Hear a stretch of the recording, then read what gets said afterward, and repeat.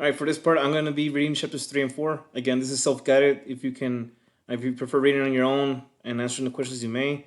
But I'm providing this for scholars that prefer, if someone reads it aloud, I'll be reading this aloud and I'll be using my mouse cursor as I go through the pages for chapters 3 and 4. Okay. Chapter 3, apartheid. Remember, apartheid means the separation of race, separating people by race. Most white people in South Africa were descended from either British or Dutch settlers. Britain and Dutch, this is in Europe. Okay, both of those are in Europe. The Dutch South Africans were called Afrikaners.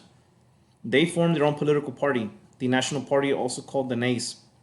In 1948, when Nelson was 29 years old, the Nats won control of the government by a slim margin.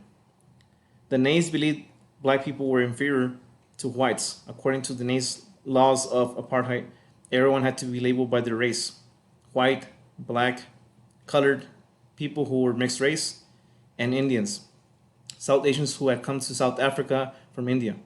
If there was any doubt as to a person's race, tests were given, like having a pencil poke into their hair. If the pencil stuck, they were colored and not white. Marriage between races became illegal. Buses and schools were separated by race. Many of these laws already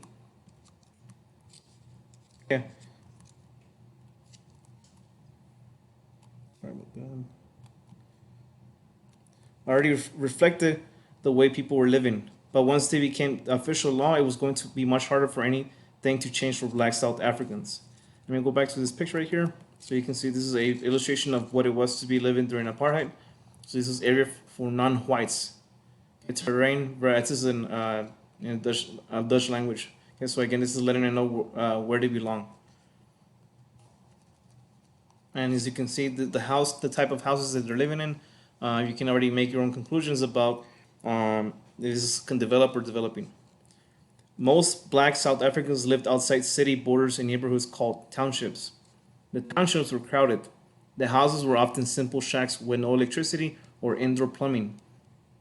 Black workers left the townships to work for the white people in the city during the day and then were forced to return to the townships at night. Okay? So you can look at the illustration again to give you a visual of what it looked like to be living during those times.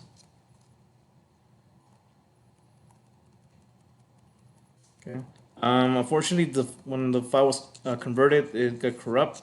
But this picture right here that you see in the bottom right here, this is a picture that is very one of the most iconic primary sources that we have. What happened in the United States during the segregation. So you have a water fountain right here for label for whites, and over here is for colored. Okay, so and as you can see, there's a distinction about the quality of the water fountains. When Nelson Mandela and his friends learned that the Nats had won the election, they were stunned. For years, the Nats had preached about the swart giver, or black danger, and white superiority. Nelson realized he could never work within the government as he had hoped. He and the rest of the Youth League will have to fight back through protests and acts of civil disobedience. Civil disobedience is going to be a big word, okay? Especially in 7th grade next year. Civil disobedience means peacefully breaking laws to show that the laws are unfair. Okay, and the key word right here is peacefully. Okay, so of course, in society we know that people break the laws, unfortunately. But this is a new tactic that will be developed by people who are resisting unjust laws. Okay, so they'll break them peacefully. In 1950, the white government made all protests, peaceful or not, illegal. Nelson was becoming known as a protest leader, in other words, a troublemaker. He was living up to the name he had been born with, Tree Shaker. He and Oliver Tambo, whom he had at first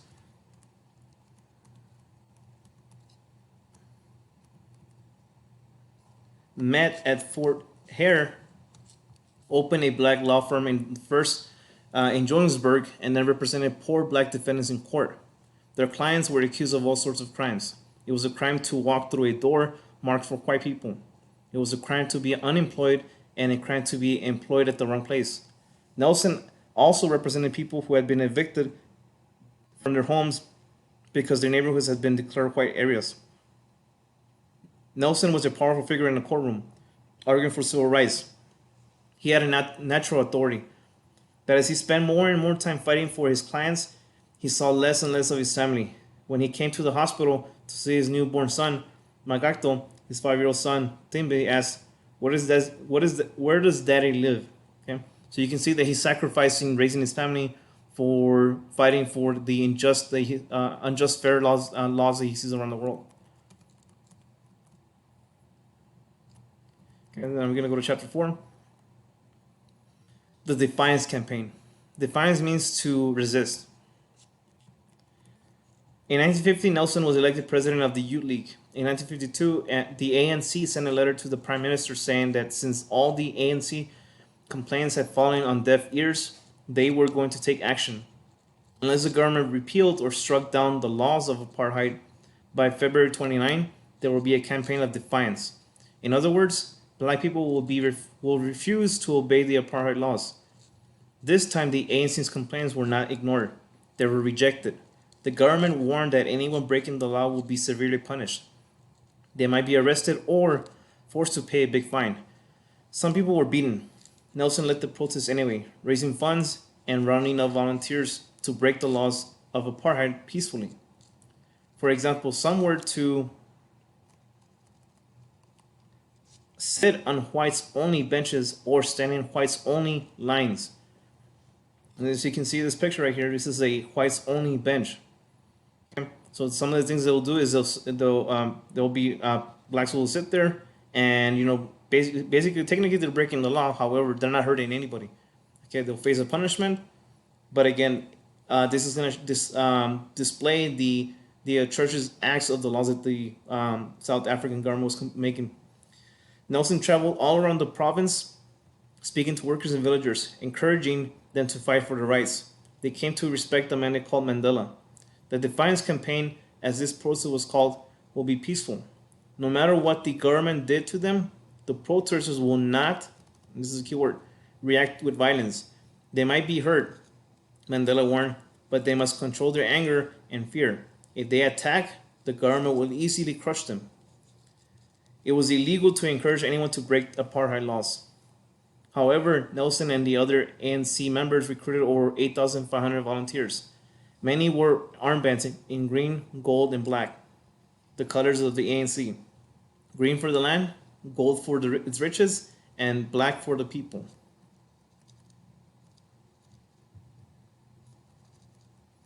And again, sorry about the file being converted incorrect. Right here we have Mahatma Gandhi. He led the movement for independence for the country of India. And over here we have MLK, Martin Luther King Jr. Unfortunately, we cannot see the text, but I'm sure that here's what I want you guys to keep in mind. Ask yourself right now: did Nelson Mandela resort to violence if they were attacked whenever they broke a law? If they were, say, for example, sitting on a whites-only bench, and if they were to be attacked by the police, should they react with violence? Yeah, and the answer should be no.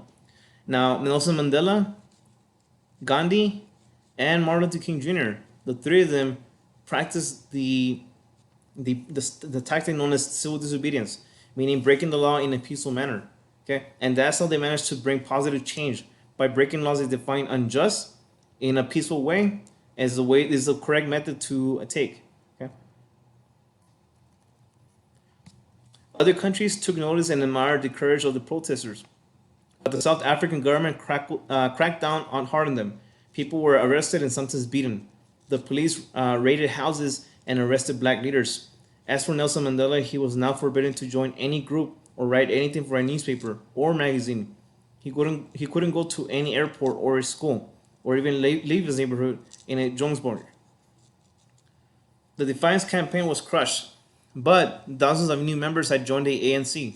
Black citizens had seen that they could stand together against the white government. They had also seen how far the government was willing to go to stop them. They now understood that they might have to die to get equal rights.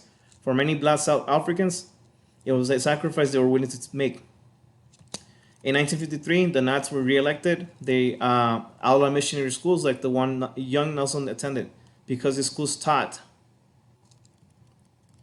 black children the same way that the white children were taught. In other words, they were treated like equals. The government passed an Education Act, All black children will be taught that they were inferior to whites and only good for serving them.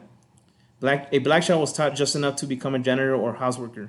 In 1955, the ANC called for a Congress of the People to agree on a Bill of Rights for all South Africans, no matter what race. Nelson's friend Walter Sisulu helped organize the meeting. There were more than 3,000 delegates from all over South Africa who gathered on June 25th and 26th on a soccer field outside of Johannesburg. People traveled miles to be there. They sat on blankets in the grass. People of all races held banners saying freedom of speech or we want better. On a platform in front of a crowd that was a wheel width. And that's the process right there. Four spokes symbolizing unity. The four spokes represented the main anti-apartheid political groups, with the ANC represented by the hub of the wheel in the center. The Bill of Rights was called the Freedom Charter. The charter was read aloud in English and in two African languages, Xhosa and Sesotho. Each point was debated, just like in the tribal meetings of Nelson's childhood. The mood was joyous until the arrival of police with guns.